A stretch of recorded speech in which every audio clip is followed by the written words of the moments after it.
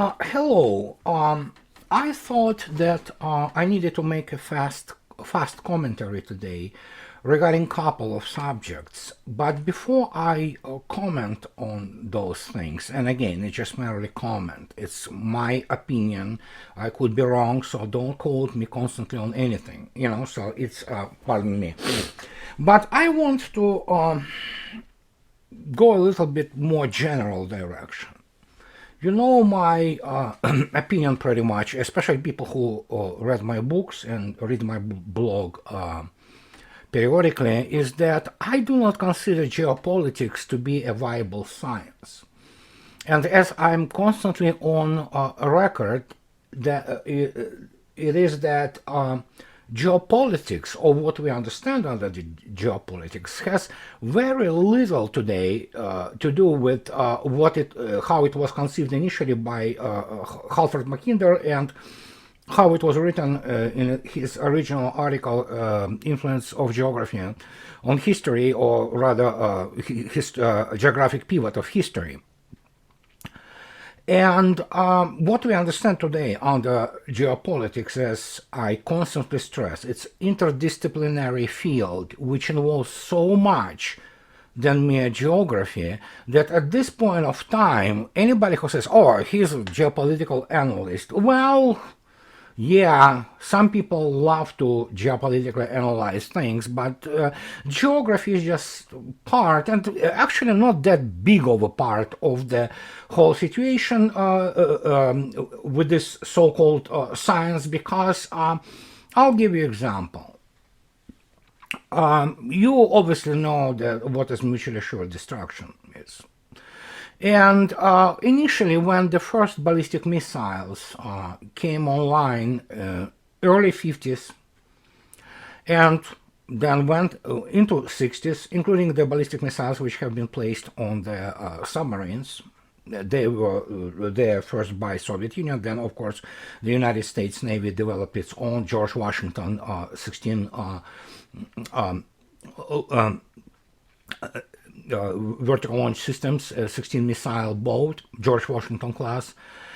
And at that time, the fundamental thing which was defining, apart from the range, obviously, the longer the range, the better for strategic weapon, was what is called a CEP, or circular error possible, or probable rather.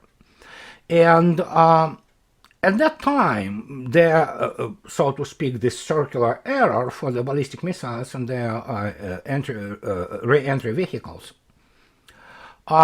was really large. I mean, it was measured in kilometers. So in this case, the idea or notion or doctrine, if you wish, of the counter value was born. You just basically, you cannot hit something with very good degree of accuracy, so you basically hit the area and you blow up cities. It's difficult to miss city, really, by any kind of weapon.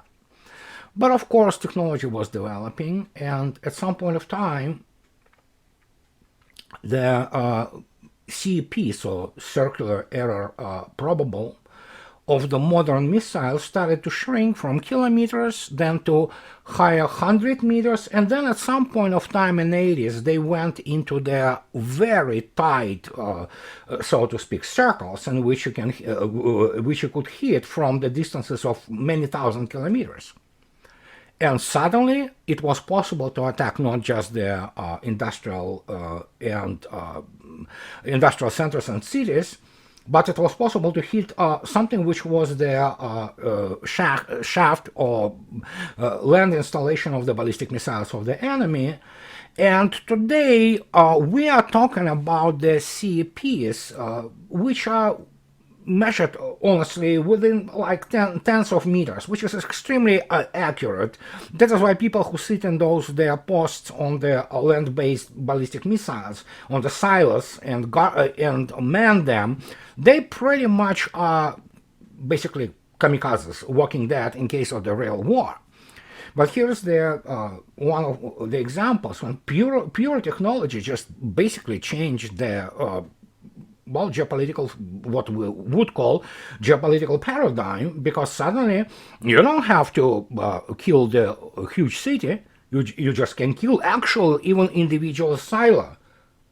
And that's what technology does. And I always tell people, when anybody begins to wax geopolitical and, yeah, here's the shipping lanes of communications, here's the how rivers go there, yeah, it's important, make no mistake, but it was always important. It was important before there were such science as pseudoscience as geopolitics, because people live in geographic reality. We live in the continents, we live among mountains, about the landscape features and things of this nature. So, and of course, our development was very much tied to all that. However, here's the example I just gave you.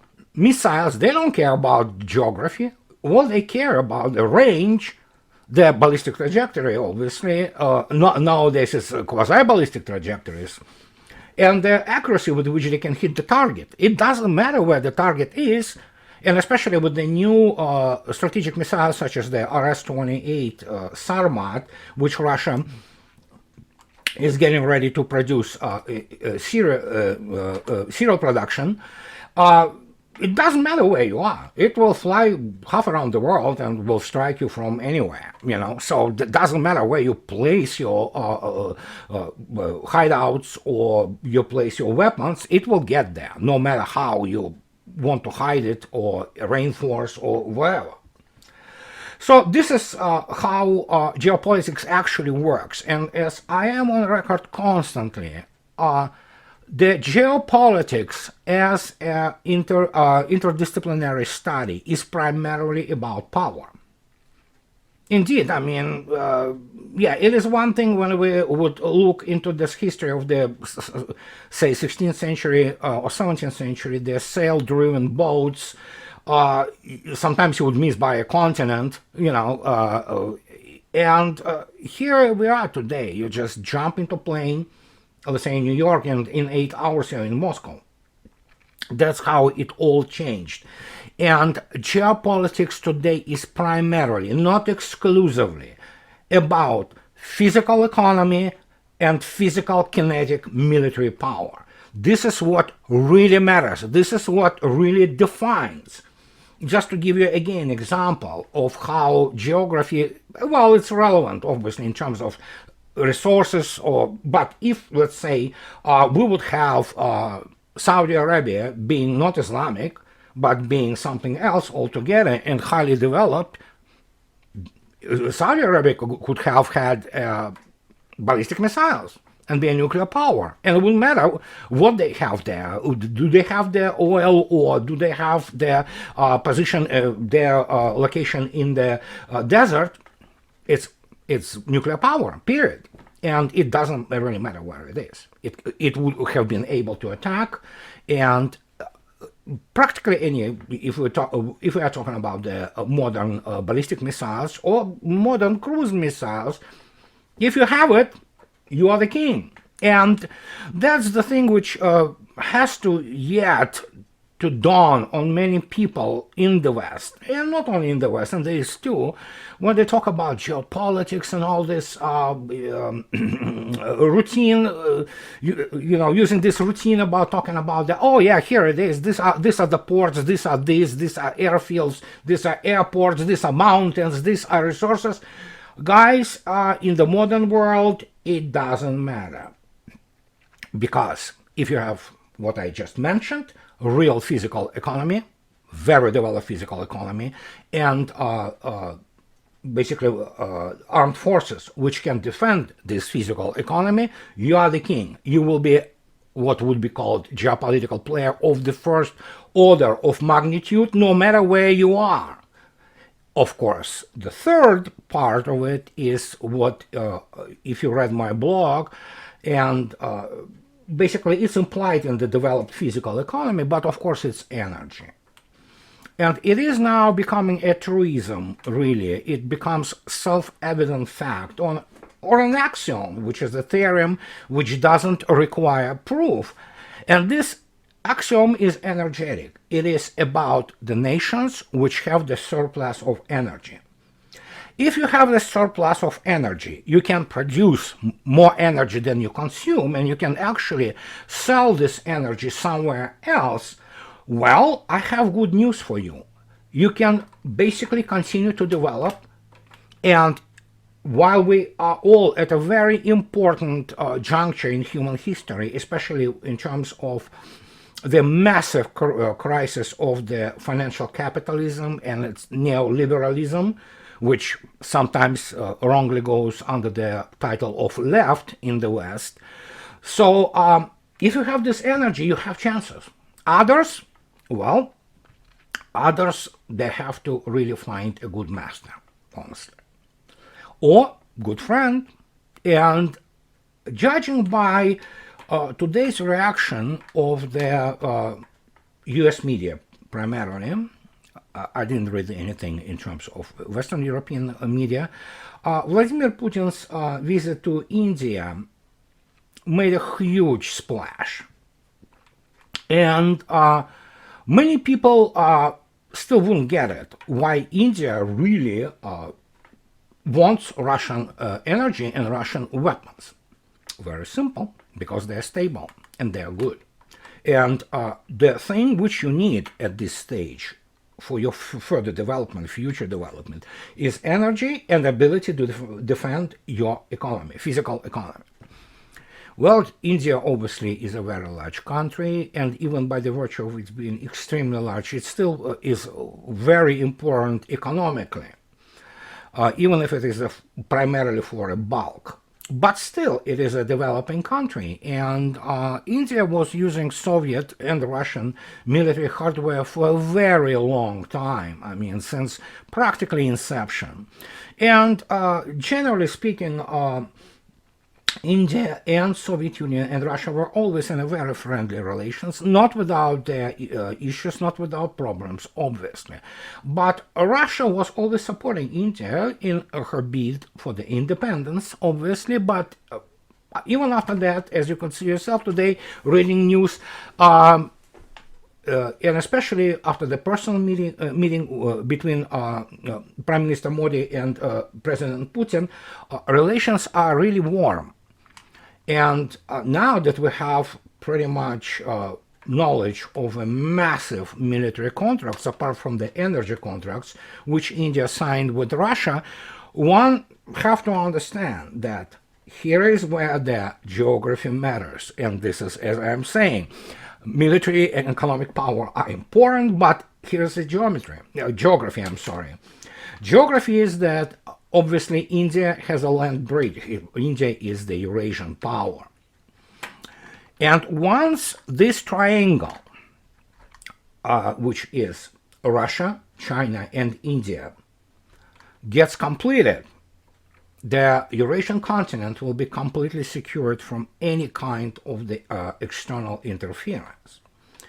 And of course, part of this issue is the fact that the Russians already announced.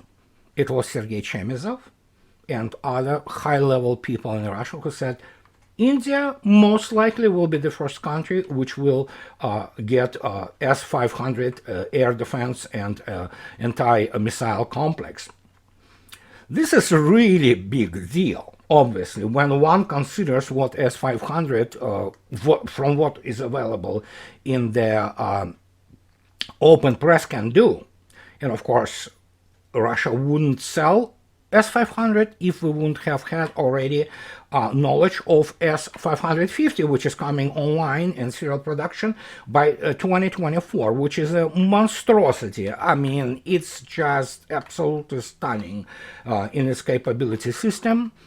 And basically, it is clear that the message to the United States is basically stay out. And there will be tools which can ensure that the United States stays out, at least militarily, from the Eurasian continent, unless, of course, the United States wants to play nice. Will the United States play nice? I doubt it, at least not in the coming years.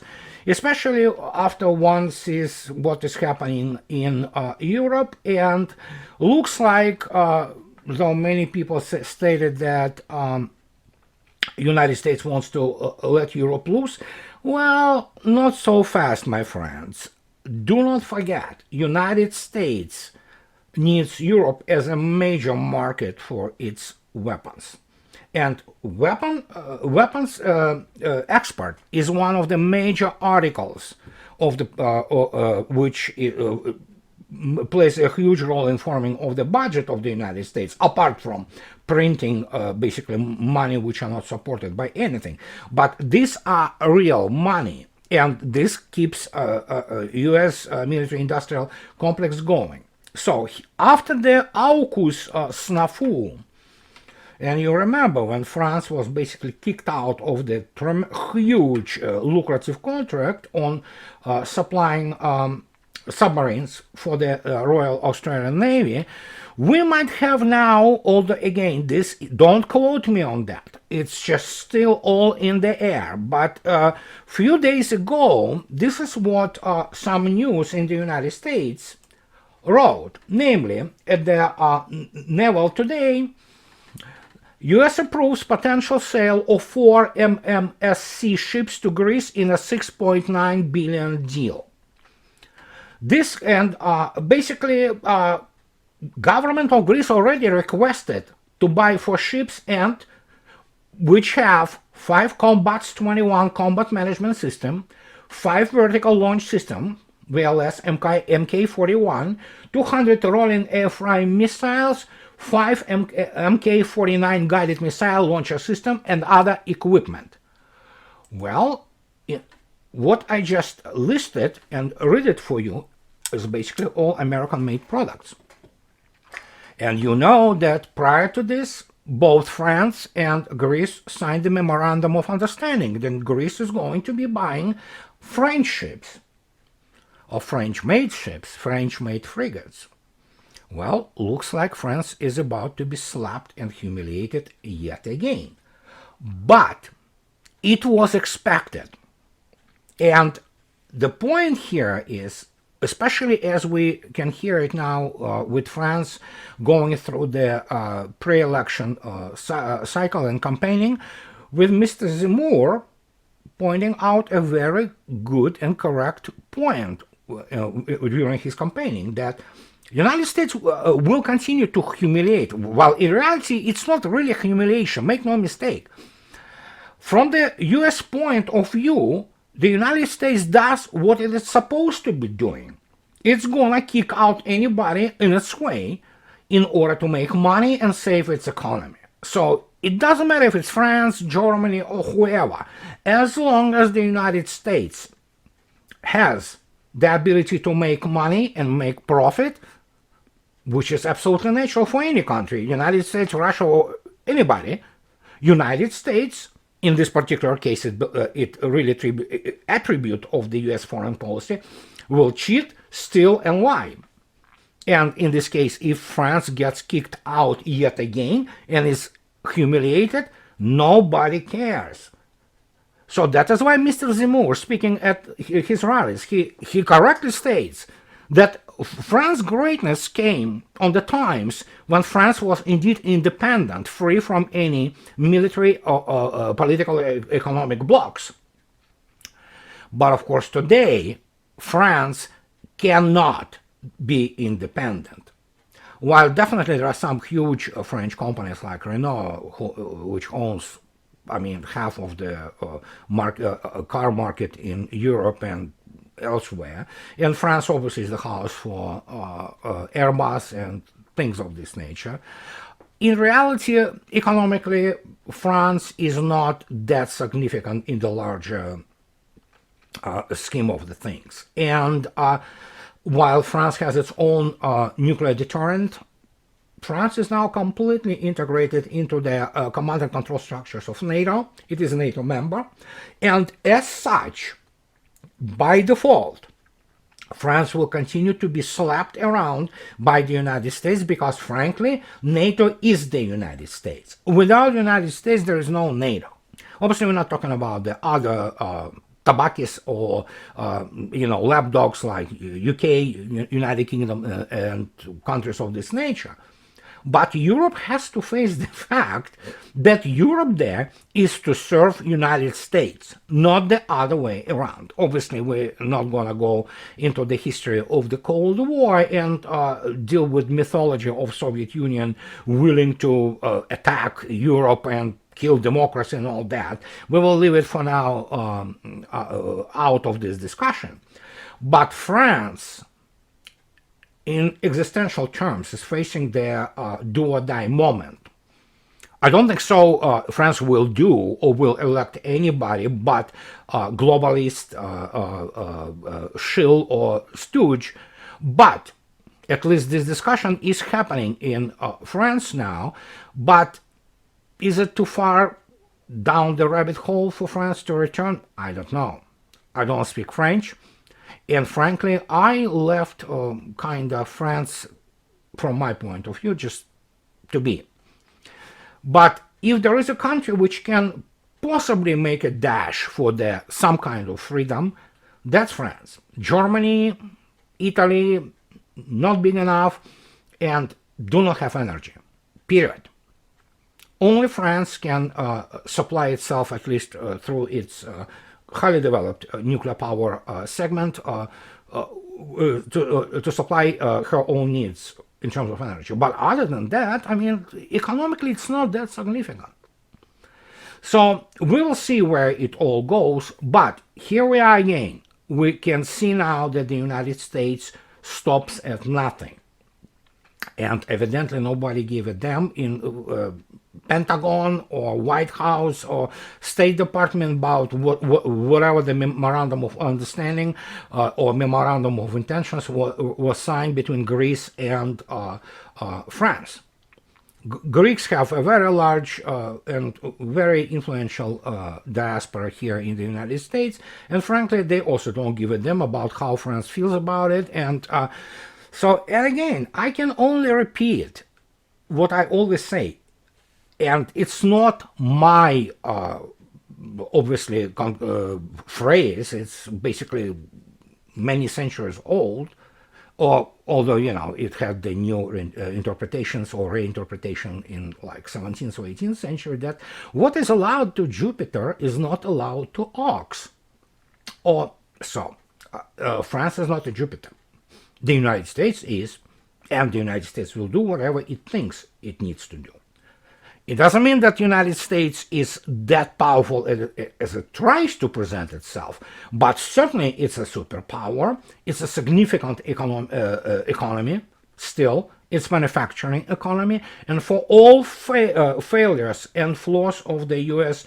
political and financial and economic system, while it is still remains what it is today, it is a Jupiter. One of few Jupiters out there, but Jupiter nonetheless. France is not. Neither is Germany, Italy, Spain, or whoever, including Ukraine. And the United States will do how it pleases or thinks which whatever it wants. Plain and simple. And this is the new reality. United States, however, will do it basically in both violently and disregarding any kind of the decorum. China and Russia, they are Jupiters, but they are definitely benevolent Jupiters. They will try to do things, at least to please people who understand that you can negotiate with the Jupiter, but you need to be very flexible. So, and this is the issue of modern geopolitics. It doesn't matter where geographically you are, as long as you have power, a real one. So this is my short, I think, comment for today regarding the situation around the world, and much more to be discussed, and I hope so you like this. And as always, for my Western audience, please do not forget to support me on Patreon and subscribe to my channel and like my videos if you like them. Evidently, YouTube disable the function that you can dislike things, which I think so is atrocious. I would love to see the balance, but it is YouTube. They are the kings. So this is what I needed to say for today, and I'll talk to you later, guys. Bye bye.